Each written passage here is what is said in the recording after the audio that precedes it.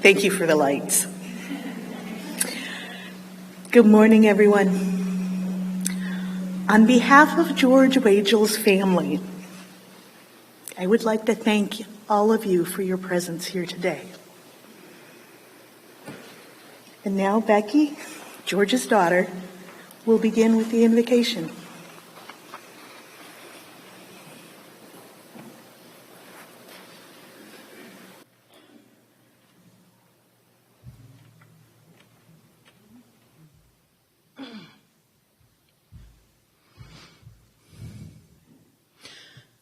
Oh, death. Oh, death. Won't you spare me over till another year? What is this thing that I can't see? These ice cold hands coming over me. I am death, no one can excel. Open the door between heaven or hell. Oh, death, someone would pray, won't you spare me over till another day? The children pray, the preacher preach, time and mercy are out of my reach. I'll fix your feet so you can't walk. I'll lock your jaw so you can't talk. I'll close your eyes so you can't see. Mark your time, come and go with me. I am death, come to take your soul. Gonna leave your body, gonna leave it cold. Gonna pick your flesh off of your frame. Earth and worm both have a claim. Oh, death. Oh, death, won't you spare me over till another year? Won't you spare me over to another year? Won't you spare me over?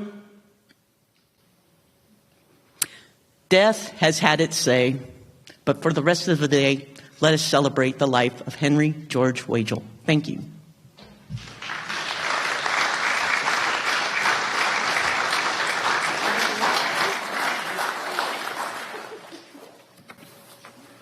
I now ask Maggie Edmondson, George's niece, to come forward to read a poem from Emily Dickinson. As many of you know, our Uncle George was a great lover of poetry, and this was one of his recent favorites. It's called Hope is the Thing with Feathers. Hope is the thing with feathers that perches in the soul and sings the tune without the words and never stops at all. And sweetest in the gale is heard, and sore must be the storm that could have bashed the little bird that kept so many warm. I've heard it in the chillest land and on the strangest sea, yet never in extremity it asked a crumb of me.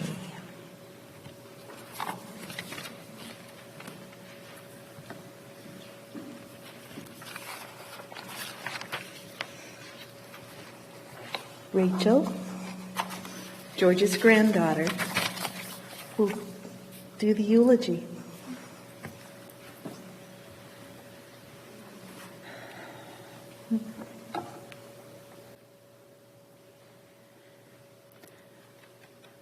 I'm sure you all know that my grandpa George loved Shakespeare, and so with his eulogy, I kind of wove it into a Shakespearean monologue. All the world's a stage, and all the men and women merely players. They have their exits and their entrances, and one man in his time plays many parts, his acts being 7 ages. First, the infant. Born August 26, 1926, George Waegell was in the middle of the 5 Waegell siblings born to Margaret and Henri Waegell. He was born in a time where he would weather the Great Depression, World War II and America's internment of the Japanese,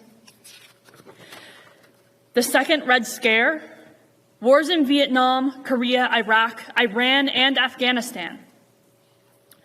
He saw the rise of nuclear weaponry and the Cold War, and in his final years, he weathered a global pandemic.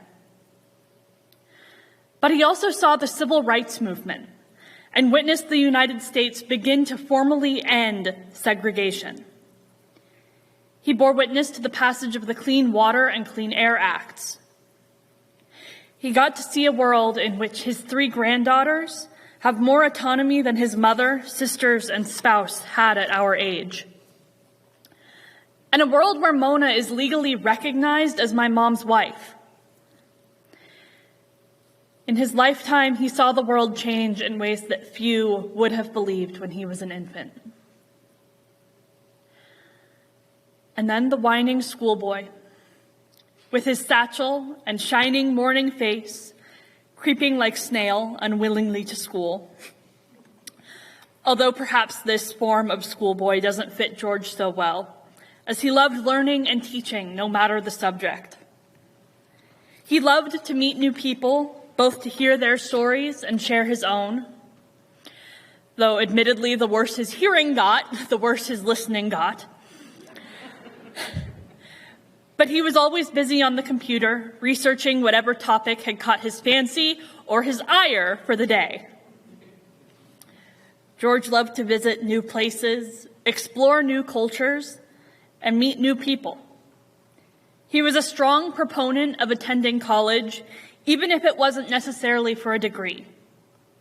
He delighted in the convergence of life experiences, of rural and urban kids, foreigners and locals that he found at UC Berkeley. He often told me that he was never bored because he was always curious.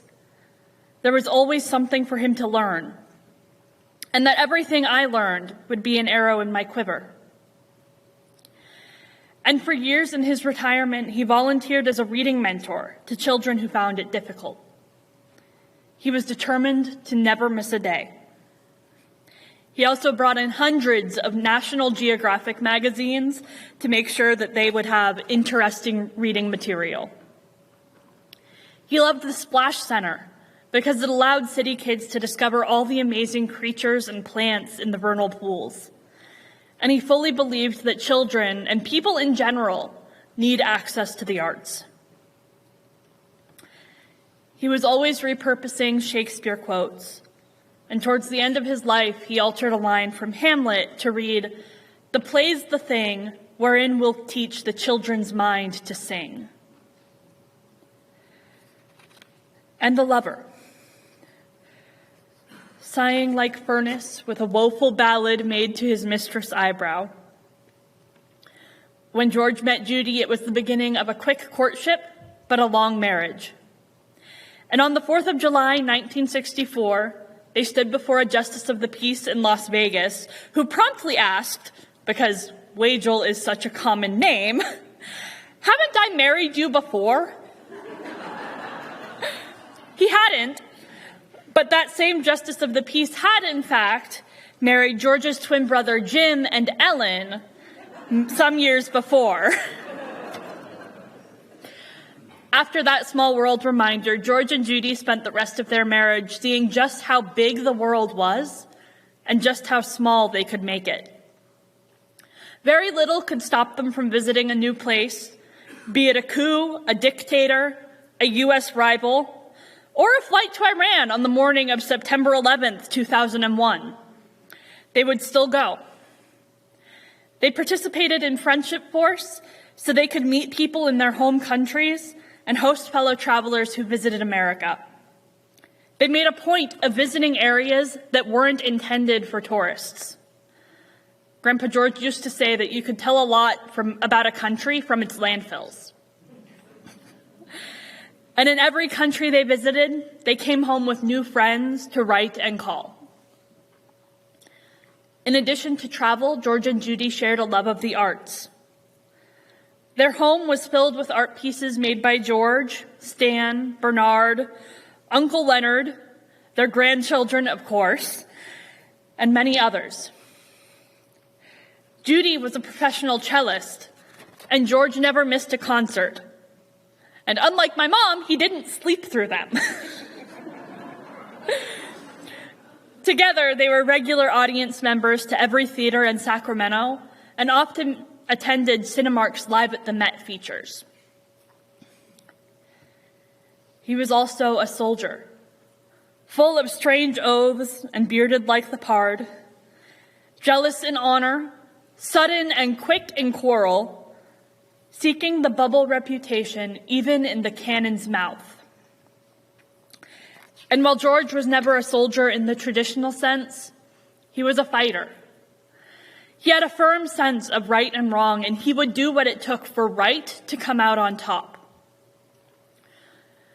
From joining his parents and siblings in supporting our Japanese neighbors in the face of Executive Order 9066, to proudly donning his pink hat, and this is what a feminist looks like button, to the 2016 women's marches, and then in his everyday life.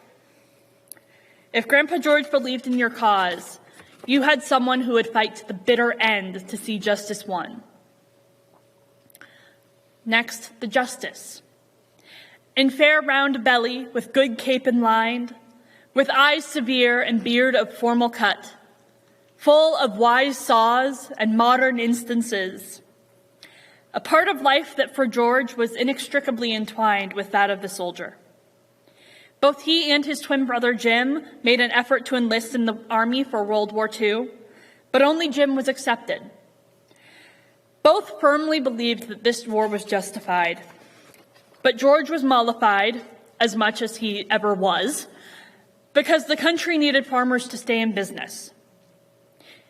Even if he disapproved of many of the U.S.'s tactics, he felt the war itself was justified, and he would do his part. However, he refused, with the rest of the family, to jump on the anti-Japanese bandwagon in the aftermath of Pearl Harbor. Some of the Waegell siblings, friends, were among those ordered to leave their lives behind. Something George was always proud of was that not only did the family store the belongings of the families that were forced into the concentration camps, but they kept up correspondence with friends and sent packages of things that couldn't be acquired within the camps. And when the day finally came, gave their returning friends as much support as they could to land on their feet. Some of the friendships that George formed in these times lasted him a lifetime. Of course, there were plenty of times George disagreed with far more than our country's tactics. In 1951, George was drafted for the Korean War. At the time, he wasn't in school, he didn't have a medical condition barring him from serving, and rather than a religious decree, the only thing barring him from serving was his moral compass. While that certainly got him out of the war, it also got him 3 years in McNeil Island Federal Penitentiary. Later, in the midst of the Cuban Missile Crisis, George decided he would visit Cuba. While there, he was briefly arrested twice, once on suspicion of being a U.S. spy, and once during the Bay of Pigs invasion because he was believed to be a CIA paratrooper, but the arresting officer couldn't locate George's parachute. But really, why would a 30-something American farmer visit Cuba when Cuban-American relations were so high? Tensions were so high. And of course, back home, the CIA were wondering the same thing and promptly brought him in for questioning. A month later, he was called to testify before the House Un-American Activities Committee, and during his testimony, the prosecutor, Mr. Nittel, kept mispronouncing Waegell, And so, in true George fashion, my grandpa declares, "The name is Waegell, Mr. Diddle." Some in the room found this declaration humorous, but they still gave him perfect lawsuit fodder and arrested him for contempt of Congress. All of these stories are, of course, in addition to defending the ranch from sheep thieves, following would-be dumpers all the way to the landfill, and deliberately planting oak trees where they will make expanding highways and urban sprawl more complicated and costly, and writing to all levels of government and their staff to be sure that someone read it, and calling members of Congress so many times that he once told me it only takes about 4 hours to get through all of them. Long story short, the FBI likely has a very, very thick file somewhere on a certain Henri George Waegell. And so he plays his part. The sixth age shifts into the lean and slippered pantaloon, with spectacles on nose and pouch on side, his youthful hose well saved, a world too wide for his shrunk shank, and his big manly voice turning again toward childish treble, pipes and whistles in his sound. George always loved socializing. He was someone who could walk into a room of strangers and come out with a brand new friend. And as old age crept up on him, and especially after Judy passed away, those friends became ever more important. He always bought multiple tickets to go see a play so that he could bring at least one person with him. He was always scheduling lunch dates with his friends, and when he could no longer drive, he was so grateful to those who would stop by for lunch and conversation. Everyone who came by the ranch just to say hi, or took the time to call, or stepped out of a gathering to talk with him one-on-one, made his day. He loved those conversations and everyone he shared them with. The last scene of all that ends this strange, eventful history. On June 23rd, 2022, with nearly 96 years having disappeared into the record books, is second childishness and mere oblivion. Sans teeth, sans eyes, sans taste, sans everything. Thank you.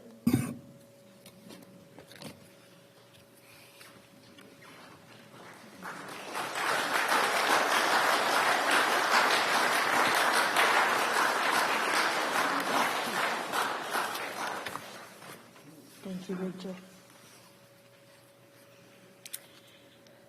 George was the center of this circle of family and friends, and he was the hub through which all our lives intersected. Your presence here offers comfort and a feeling of completeness, a representation of all those whose lives were made richer because they knew him. I could say, as many have already said, it's a blessing that he didn't have to suffer long. But that doesn't lessen the shock of how quickly he left us. It seems like we never have enough time to say goodbye. So we have gathered here to remember and celebrate the life of George Waegell. And when someone dies, family and friends gather with sorrow in their hearts to grieve and give comfort to one another. We all grieve differently.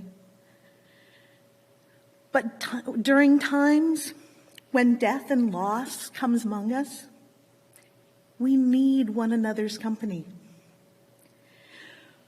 We need to just be together, to share stories, and to share our feelings of loss. While we have gathered here in grief and sorrow, we have also gathered to celebrate a life. We have come together to give thanks that we knew this opinionated and vibrant person.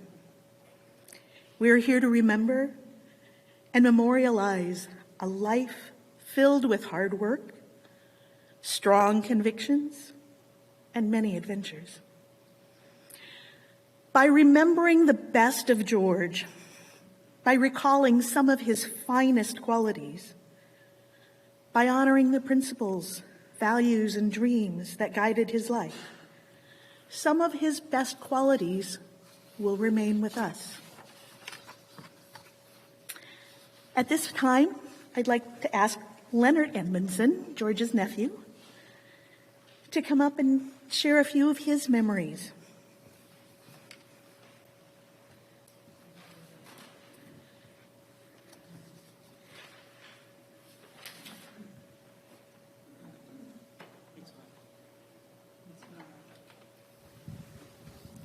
Hello. It is. The microphone is working. Hello. George's nephew, son of George's older sister, Grace. Dear Uncle George, thank you for being my surrogate dad when my parents were divorcing and my mom shipped me up to the farm for the summers. We somehow filled a void in each other's lives. I was exploitable labor to him. He was accepting family to me.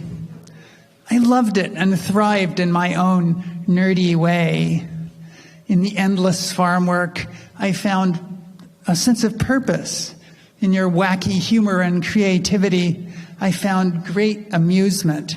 I was known as Chief Running Jam, Lugnuts, Solenoid J Flywheel, and 100 other creative names. It was fun tagging along with you. I remember you driving the cab-over truck down to Cal West Seeds in Galt with 6 bins full of bright yellow or orange clover seed, quoting Shakespeare, while the puffed and reckless libertine treads the primrose path to heaven, and so on, or singing, I don't care if it rains or freezes, long as I got my plastic Jesus. You did put a lot of your life effort into the ranch. There are lots of old concrete pours around the ranch which bear your handprint. You like to take a lot of credit for building farm infrastructure. You bragged about it was the best thing to be a farmer because you could be a generalist.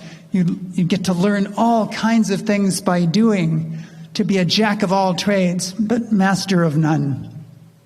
You said that college graduates learn a lot about this one thing, but do not necessarily come away with common sense. You could be a challenging person to deal with. You would yell at people, some of whom were quite sensitive and hurt by it if they took it seriously. You wanted to be forgiven, to have your good deeds credited against your shortcomings. I've picked a poem. Do not go gentle into that good night. Old age should burn and rave at the close of day. Rage, rage against the dying of the light. The wise men at their end know dark is right, because their words had forked no lightning. They do not go gentle into that good night. Good men, the last wave by, crying how bright their frail deeds might have danced in a green bay. Rage, rage against the dying of the light. Wild men who caught and sang the sun in flight, and learned too late they grieved it on its way. Do not go gentle into that good night. Grave men near death who see with blinding sight, blind eyes could blaze like meteors and be gay. Rage, rage against the dying of the light. And you, my uncle, there on the sad height, curse, bless me now with your fierce tears, I pray. Do not go gentle into that good night. Rage, rage against the dying of the light. Welcome home. Rest in protest. I love you, George. Thank you.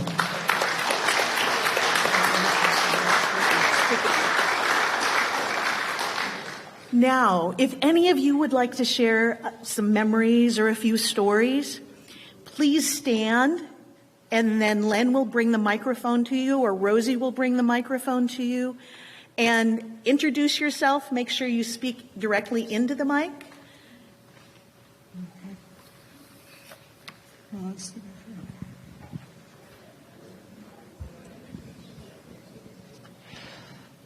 My name is Henri Wong. I am the president of the Sacramento chapter of Physicians for Social Responsibility. First of all, on behalf of my wife, Janice Nakashima, and myself, we want to send our deepest condolences to the family. So George, as everyone here knows, really has left a lasting impression on all of us. And for Janice and I, we first met him around 2006 during the campaign of Bill Durston, who was running for Congress at that time. And through the introduction, and through friends Ali and Susan Hosseinian, we got acquainted with George, and he got interested in our group, Physicians for Social Responsibility, and he became one of our biggest supporters, coming to almost every event.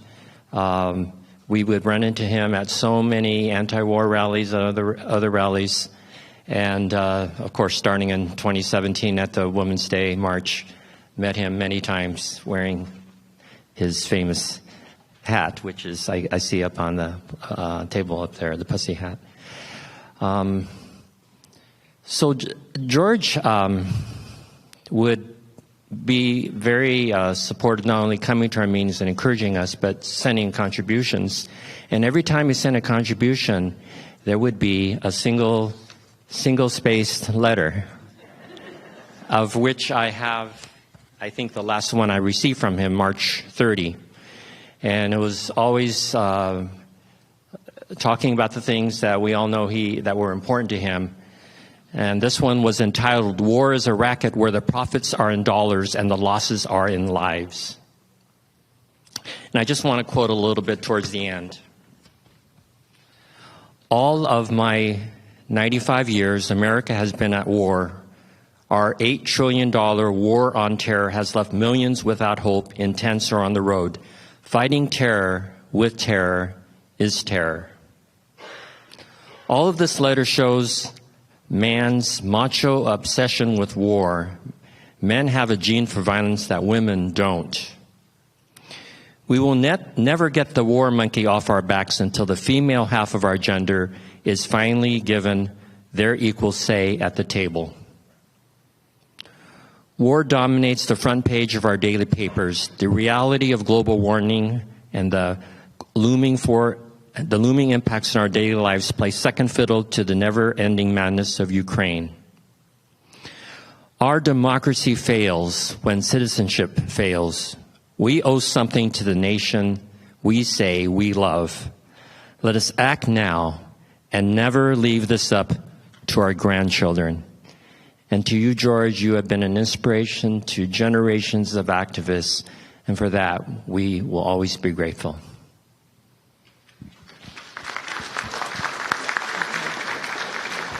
Hi, thanks. I'm Chris Smith, and George introduced me to the Physician for Social Responsibility, so thank you for that. And that letter reminds me, too, of all the lunches we went to. There's like 3 restaurants he always liked to go to that he would call me up and say, meet me at this place. And I always knew before I got there was going to be a letter that we were going to be talking about, so I was part of it. But I wanted to share 2 quick stories with you. One has to do with planting acorns. So George and my wife, Julie, and I, we often would get together, and I saw the picture outside of the back of the truck, and that always reminded me we would gather at the ranch and throw all the tools in the water jugs in the truck, and I'd stop and read the bumper stickers to see if he'd added any more or what was the latest in there. I always thought that tailgate should be framed somewhere in the Smithsonian or something. I don't know. But it was great. So we would go out to to plant the acorns, and George, he said he liked us to go because at that point he said I had a strong back, I could dig the holes and auger them down, and Julie had a small hand, so she could get the acorn down into the hole. And George's job was to give us orders and say, "God damn it." And the other quick story I want to share with you has to do with friendship for us. We traveled with him and Judy so often and really loved their company. But there was this one time we were in Turkey, and we were I think it was in Cappadocia, and there's this area, this Tufa, that they have these caves under the ground where people would go to in the past when they were, when a war was happening or something. They need to hide from their enemies, so they would have these homes underground that they would stay at when their enemies were atop. So we went to this place where we go down into the caves. We're exploring this and being told about this history. And there's a point where we have to crawl through a tunnel from one cave place to another. And I had the pleasure of being behind George, and he's filling the hole, and all I have is his rear and those huge feet of his in front of me. And at the point I remembered, I'm a little claustrophobic. So I was never more happy than when George finally got out of there and I helped him get back on his feet, and we were out of that hole. So just thought I'd share that.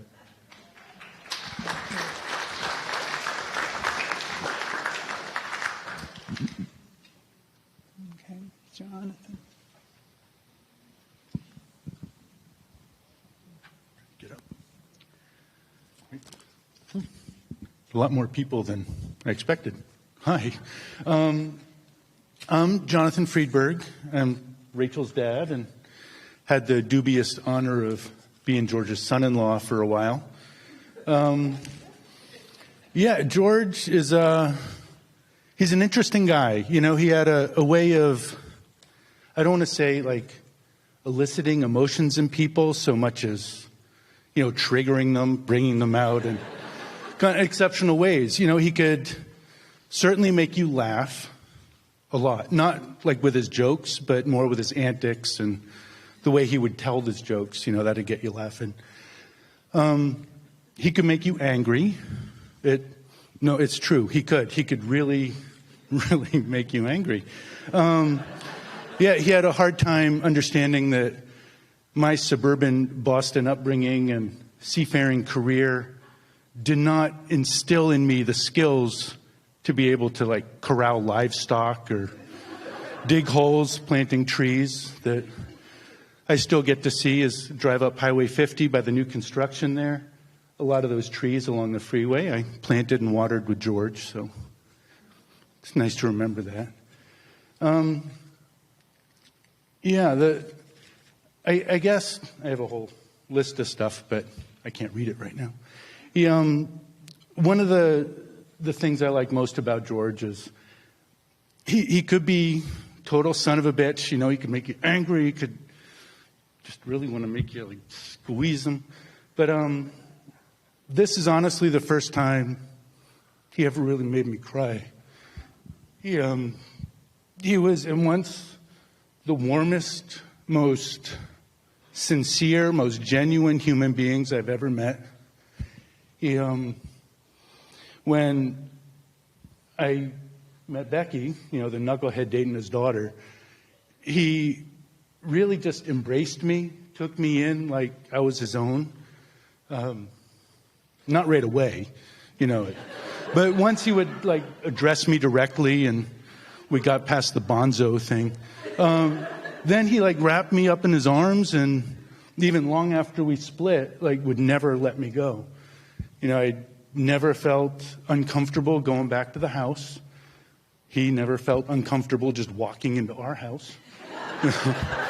And once into our neighbor's house, but the houses look pretty similar, so. And, he'd always ask about my new family. He was thrilled to have Henri work out on the ranch with him.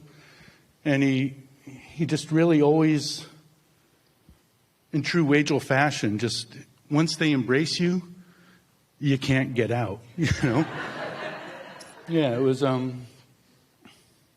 when Judy died, I said the world's a lot quieter. And now it's damn near silent without George. Like, who's going to call you a son of a bitch? Or, God damn it, you know, you need to find that somewhere. Anyways, thank you.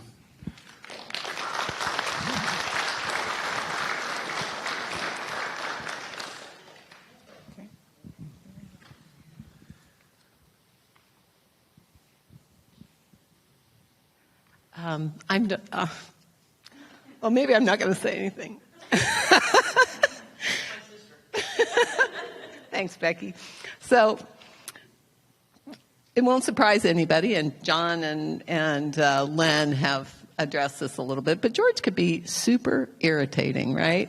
And so maybe you wonder how he, pulled it out after doing many irritating things over and over again. So I have my favorite story that I just wanted to tell. And I was probably like a preteen or a little older, and my mom and my beloved Aunt Mary, they always did the books together. And so Aunt Mary comes down to the house and she comes in, she goes, "Oh, Judy, is George not talking to you?" And Mom says, "Oh, no, he's just being quiet." And he goes, "Jesus Christ, woman, I haven't talked to you in 3 days and you didn't even notice."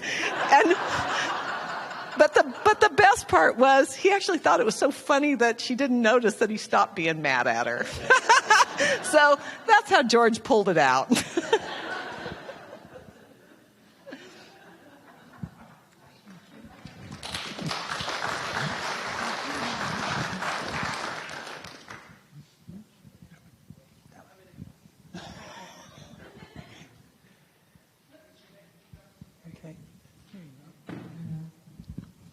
Just a short little story.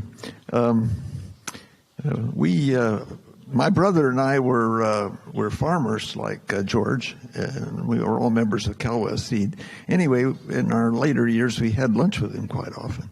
And I remember one lunch where he started off with, "Have any of you ever done hard time?" And there was a long silence, and then Dennis, my brother's caregiver, said, "Well, I got a DUI once."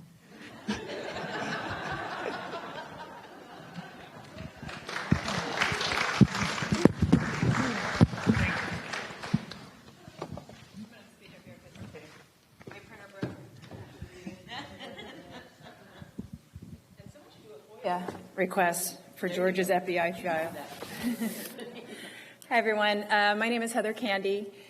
And I was going to say that this was an elephant in the room, but clearly it's not, because one thing that I wanted to say is George could be an asshole.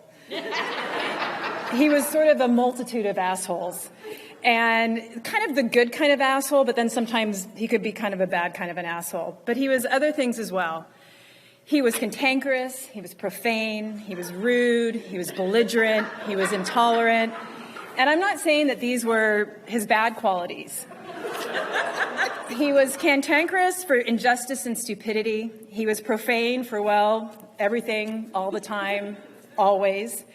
He was rude to those who would do harm. He was belligerent to the inaction and destruction of this world, its people, the places, and the environment. He was intolerant of those who proved themselves to be villains. But that's not all he was. He was kind, he was brilliant, gentle, hilarious, caring, and profane. I wanted to say that again twice, because really it was one of his greatest gifts he gave us. The ease at which he could cuss out everyone and everything all the time was truly impressive. It's apt that he championed the oak, gnarled, rough, prickly, beautiful, timeless, majestic, just like George.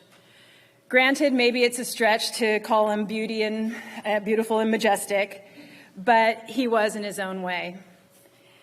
I spoke at Judy's service. I hadn't planned to, but my dad, who normally was the person who would speak at these kind of things, always so eloquently and meaningfully, he had gotten up and he couldn't finish. His love for Judy, her loss, was so profound. And as I said at the time, and I want to repeat it, one, because it was a good line, but also there has never been a time in my life where the Waegells weren't part of it. Mom and Judy met at Lynn and Becky's violin lessons, and it's so apt that they met through their love of music. And we're so lucky to have met this family, be included in this ridiculous and circus of a family. It just has always been such a joy. It's difficult to articulate how these people shaped who I am, the lens how our parents viewed the world, moved through the world in their own utterly unique and confident way. Growing up, being able to experience the brilliance, the hilarity, the kindness, and the joy could not help to inform how I became as a person. Our parents loved each other, really loved each other. Being with them always meant riotous laughter, the things George and my dad would do to make each other laugh was always just so special.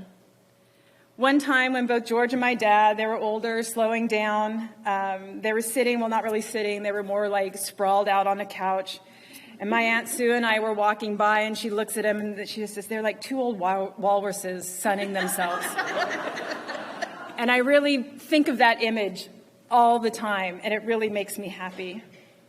I was able to spend time with George the week before he died.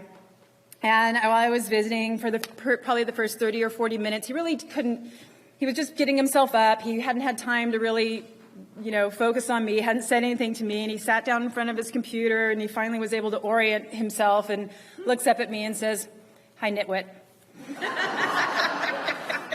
He then went on to, this is a week before he passed away, maybe even less than that. He went on to quote Shakespeare and talk about the state of the world as always and his impending death. And sort of as small talk as you do with someone who's about to die, sort of asked, are you going to be buried? Are you going to be cremated? And he said, "No, of course not." He sort of squawked at me the only way George could squawk at anyone. "I'm donating my body to science." And then he said something that is true of not many people. He said, "I'm a citizen of the world." Not implying, but how the positive impact, what he always was doing to make the world a better place. And George, sorry, now I lost my place. I ad-libbed and now I can't go back. So I just wanted to say, long live King George. I love you. Thank you for being the influence on me that you were, and I am a better person for it.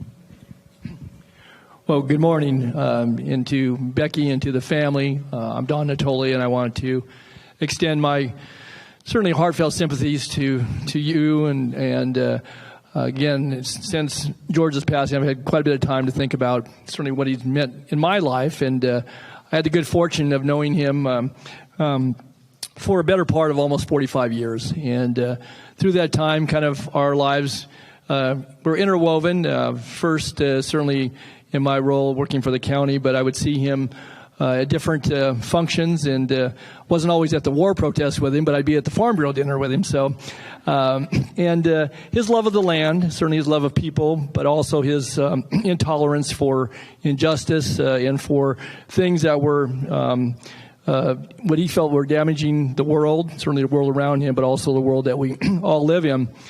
A couple things come to mind as I think about George. Certainly he had this deep insight from his world travels, and he would often invite me to lunch. I usually end up buying, but we'd go to lunch. He was pretty good about that. So, and the restaurant in recent times that he would invite me to, and I don't know if he still even had his valid driver's license the last time we met, but it didn't make any difference. He was going to drive there anyway with his blue car with all the stickers. It was El Amigo there close to where the SMUD building is. And I remember we'd spend probably a better part of 2 hours talking about life, about politics, to get pretty philosophical at times. Then he'd quote Shakespeare. Of course, I couldn't quote Shakespeare. I just would listen. But it was fascinating because he was certainly a person who not only could reach back into to memories certainly of his lifetime, but would take you all the way back centuries to times that the earth had been in war or conflict or different advancements in technology. And then we start talking theology, and my faith in his beliefs kind of clashed a bit at times, but nonetheless, there was a deep respect. And I always had this sense that he cared about not only me and in the presence that we were sharing at the time, the present conversation, but he cared about others. He loved others, and as cantankerous that I know was recited here, as he could be, he really did. He deeply cared, and I know he loved people, and he loved not always what people did, but he also had hope for the future. I want to just share a couple quick stories. During my tenure on the Board of Supervisors, early in my tenure, in fact, we had quite a bit of discussion about not just development, but about what was going to happen with the Kiefer landfill. And I heard earlier that his fascination with what, again, landfills projected relative to society and to waste and to lifestyles and so forth. But I learned a lot from him. And I can still recall, as much as I'm talking to you this very moment, he'd come before the Board of Supervisors and he'd bring this jar of black sand, Merton sand. He'd tell the story about how it was damaging the environment, the leaching into the water. But he also advocated for us to be smarter, certainly as a society, but as a county and as a community, in the way we handle our waste materials and how we either dispose of it or recycle it. And I learned a lot from him and Judy, and I know that he was obviously a part of the leadership that actually really did affect public policy. And so some of you were there, I know, and have followed that over the years. And I thank him for his input, because it helped me be a better elected official, but it made a difference. It really, really did. And I would just also say that when it came to public policy, he would send, and I have a whole collection of the letters that were referenced here. They came out in green and pink and white paper, sometimes with handwritten notes attached. And the last one that I received from him was, I got the March 30th on Ukraine and about war and the terror and so forth. But he had a note, and he said, "Don, I haven't seen you in a long time." He said, "I'm still alive. I'm 95, but let's do lunch." And we were in the process of doing it, and obviously didn't have that last lunch. But nonetheless, I have great memories, and I want to just thank him, thank Judy, certainly Becky, the entire Waegell family for their friendship over the years, for the good work that he did here in this community. But he had an impact nationally and internationally, and just to hear what a treasured life, and again, the impact that he had on people throughout the world. So again, God bless you, George. You were a good friend, a good man. I'm a better man for having known you in my better part of my life. Thank you.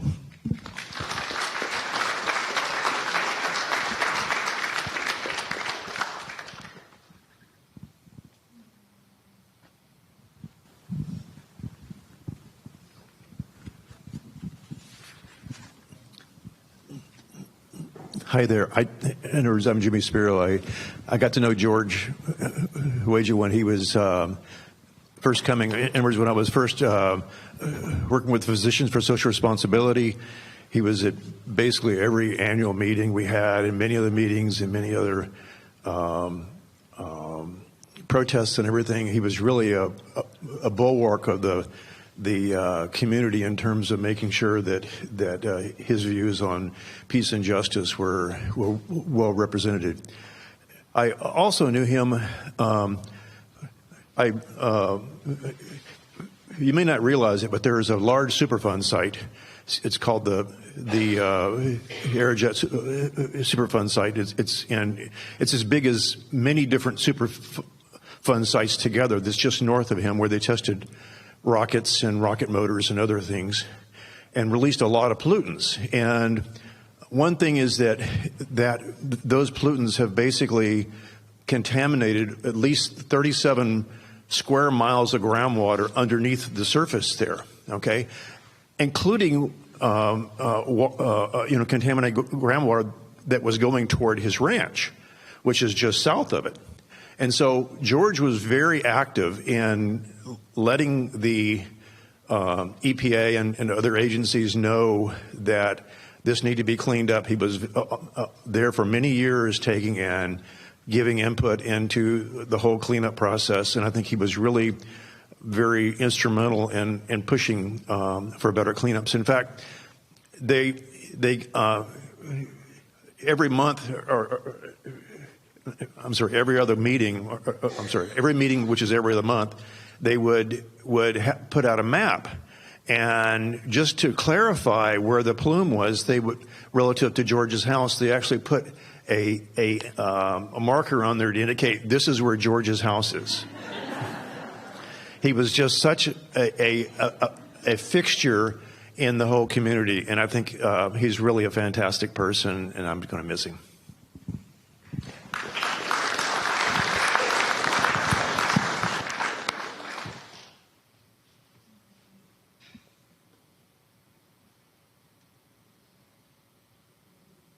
My name is Barbara Washburn, and I'm with the Laguna Creek Watershed Council, along with a couple other people sitting here.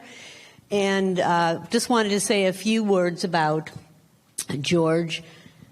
He was involved in the formation of the council, came to many meetings, many meetings over the course of a year or two when we got a grant to form the council.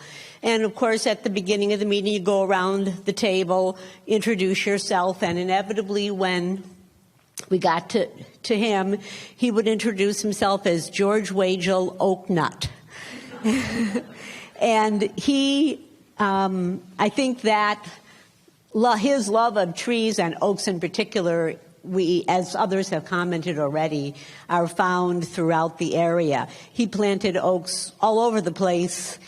In addition to planting oaks, he also put up signs. You might have seen these green and white signs along creeks that look like they're homemade, and those are the ones that George put up. And our council, we saw him, a couple of us went over to see him a few days before he passed away.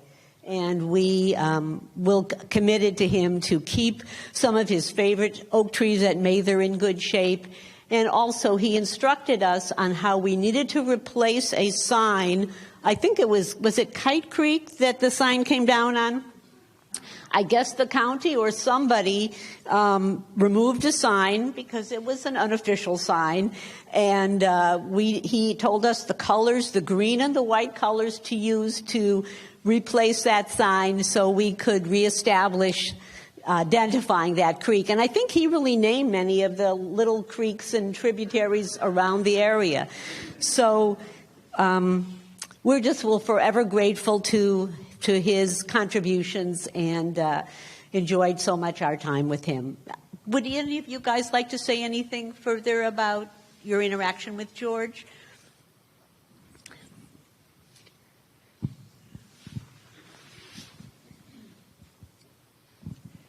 I'm Al Tatura, and I'm secretary of Laguna Creek Watershed Council and president of the Sacramento Area Creeks Council.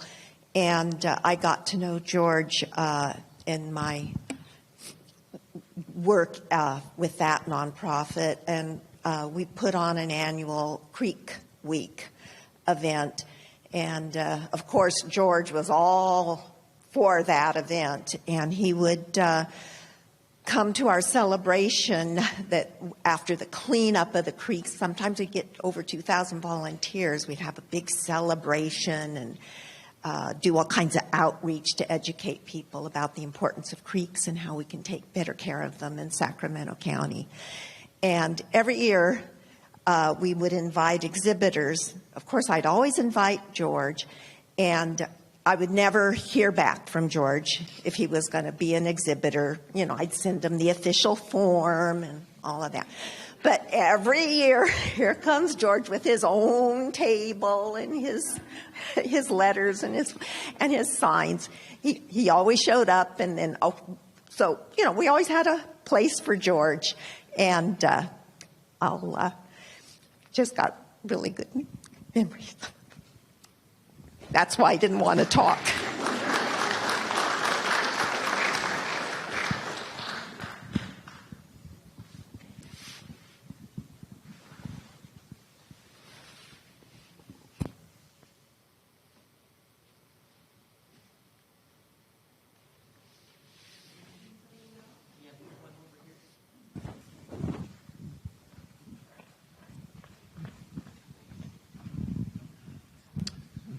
My name is Rob Burness. I have known George and Judy more or less informally for many, many years in my role as an environmental planner and activist in the community. But I didn't really get real close to George until about 10 years ago and joined his lunch group.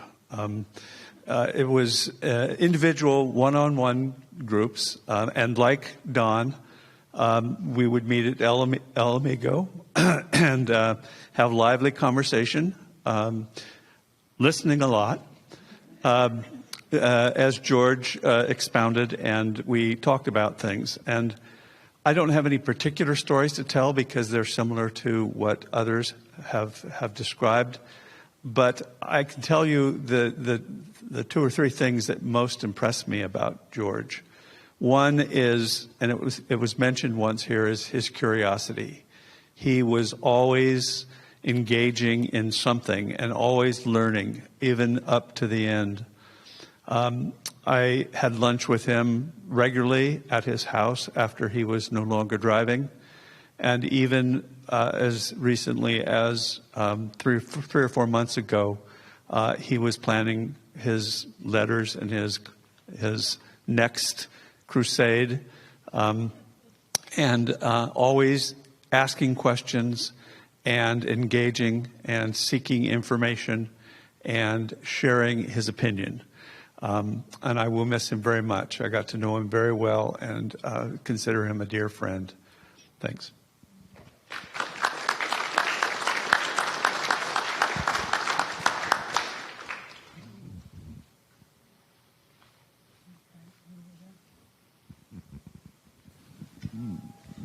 I'm Alma Herrera, and I barely knew George, but I stumbled into the Waegell family through folk dancing years and years ago when our kids were little, and I consider it a great blessing because they're such an interesting group of accomplished people. I had no idea, and now that it's over, it's really sad, and I can appreciate all the goodness and amazing things that came from this group, all from folk dancing with the Sacramento Folk Dance Federation when we were young. It's a sad thing to see it coming to an end with George because he was the last of the old generation. But I see you're all here carrying on beautifully, and thank you.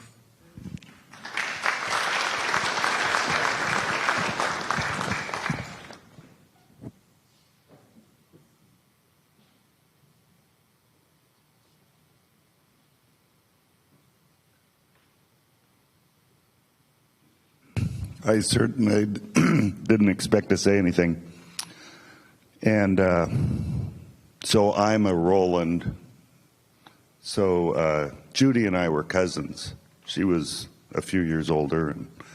And I was always afraid of George.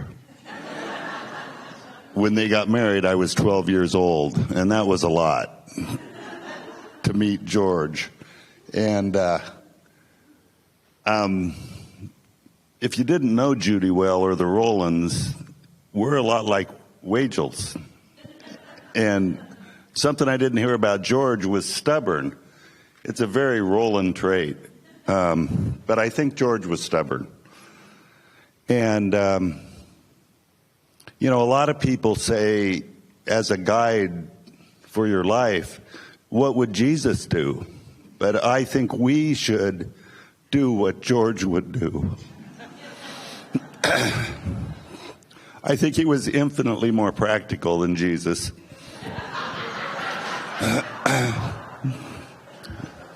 And it's really something we should strive for. Because if we had more people, more men, people, women like George, our world would be much better. That's it.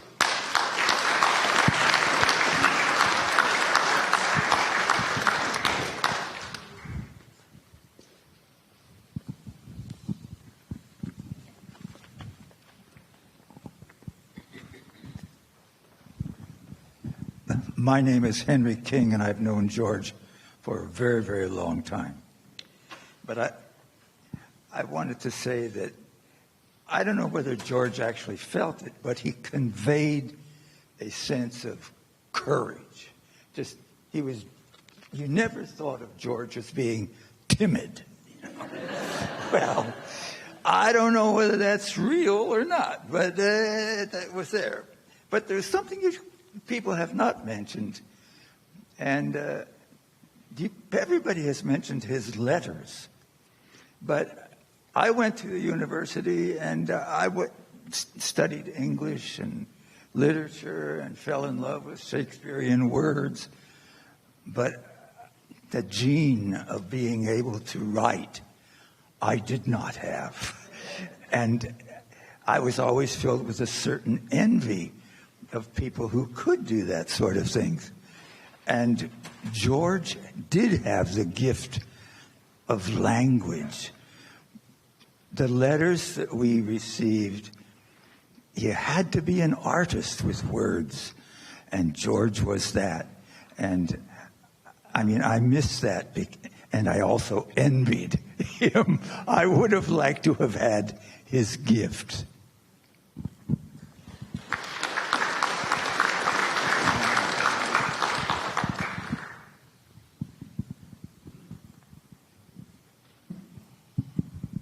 Thank you. My name is Dave Pevney.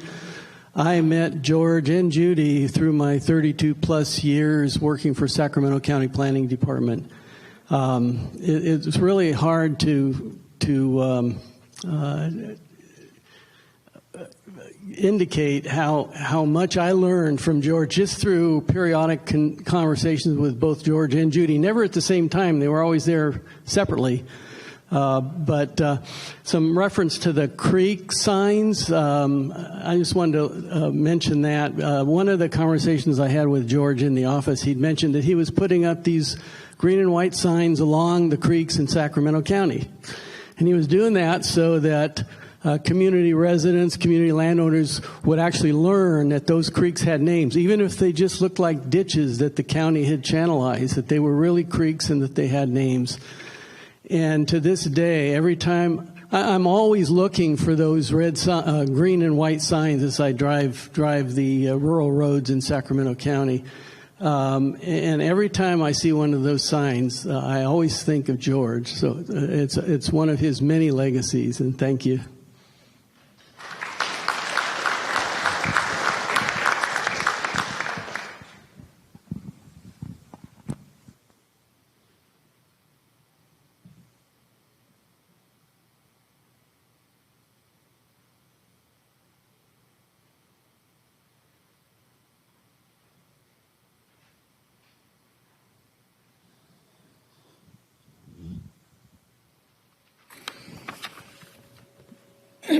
Well, first of all, thank you for all the great stories, kind words.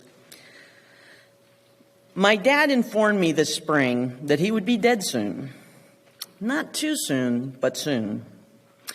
Of course, this had the ring of all those 5-minute jobs he would take me on when I was a kid.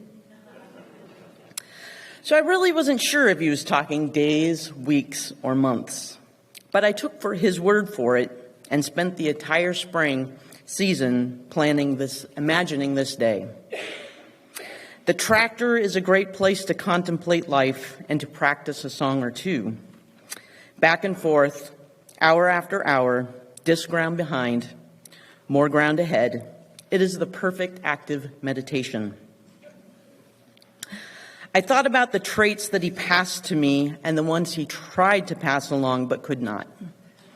I got his love of the land, his love of travel, and the ability to face a good challenge.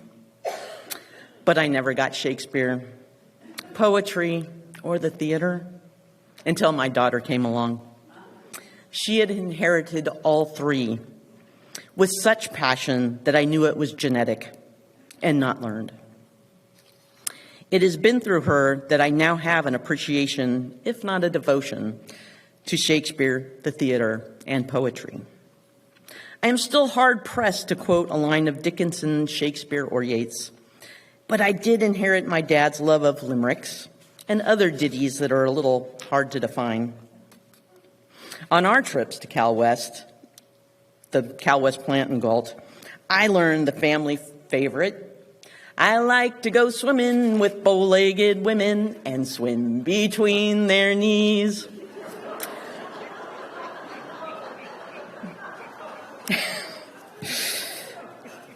Another of my dad's favorites was, carnation milk's the best in the land, comes to you fresh in a little tin can. No tits to pull, no hay to pitch, you just poke a hole in the son of a bitch.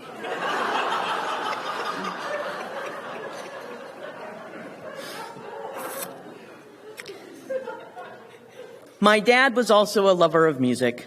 He went to most of my mother's concerts and did not sleep through them like I did. When I would take him lunch on his tractor, the engine winding down as he came to a stop, opera would blast from the open door. And while he leaned heavily towards classical music, one modern piece spoke to him enough that he would sing it regularly on our trips to Galt. I am hoping you all can join me in singing Mercedes-Benz. For those of you who don't sing or can't carry a tune, that is okay, because neither could my father.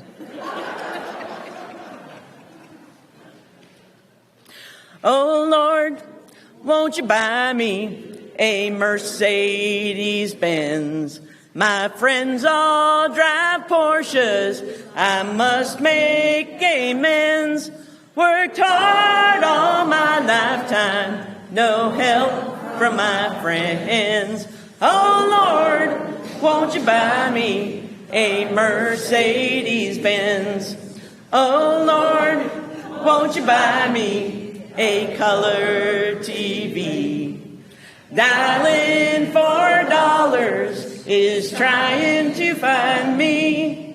I wait for delivery each day until 3. Oh, Lord, won't you buy me a color TV? Oh, Lord, won't you buy me a night on the town? I'm counting on you, Lord. Please don't let me down. Prove that you love me and buy the next round. Oh, Lord, won't you buy me a night on the town? Everybody, oh, Lord, won't you buy me a Mercedes-Benz? My friends all drive Porsches. I must make amends.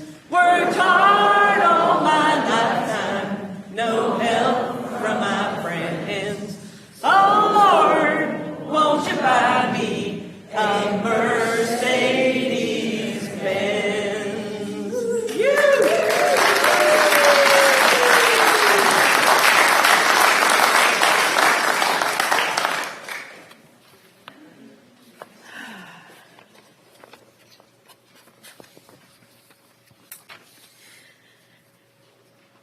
As we hold George in our hearts and memories from this day forward, we commit ourselves to carrying a bit of him with us always. We honor his memory as we move through life, willing to stand up for our own beliefs when we speak up, when we're politically active, and when we share good food, good, real, substantial conversations, when we occasionally share inappropriate jokes, and when we share a lot of laughter. Thank you for joining us today. George's family has placed some of his treasures on a table. So please take one of his treasures if you feel so inclined. If not, please make sure you speak to your representatives. Pick up some trash. Donate to the arts. Take a friend to lunch. Or just do something that inspires you. Thank you all.